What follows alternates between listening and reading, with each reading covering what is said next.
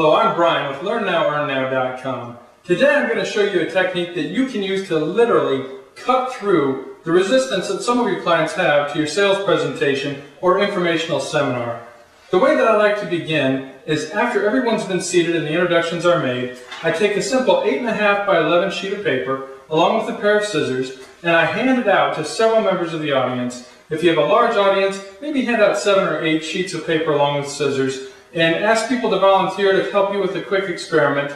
Or if nobody volunteers, set it down on a table and say, elect the smartest person at the table to do this for you. And if no one volunteers, then it's the person with the scissors and the paper in front of them. That makes it a little bit more fun and it lightens the mood for people. Here's what I say. Before you begin, listen to all the instructions and then I'd like you to go ahead and start. Here's what I'd like to see. Take your paper and your pair of scissors and cut the largest hole into this piece of paper that you possibly can. In fact, I want you to envision that I'm going to walk up to you with a stack of cash and I'm going to hand you the stack of cash through the hole that you cut into the paper.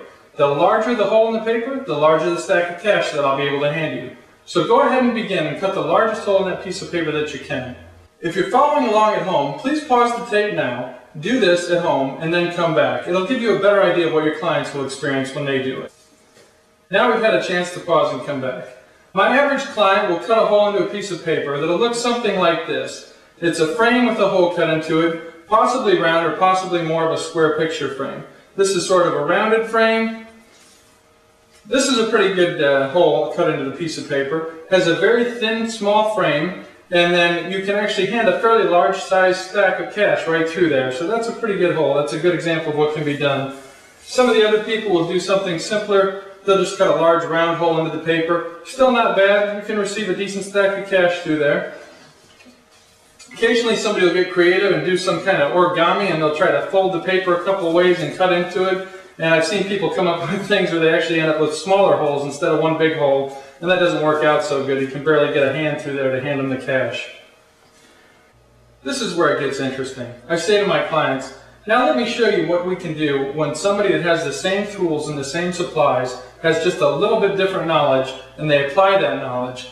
Here's my 8.5 by 11 inch sheet of paper. And what I've done is I've cut into it and made a hole large enough that actually a 6'1" tall man that weighs over 200 pounds can walk right through it. Now, which of these would you rather receive your cash through?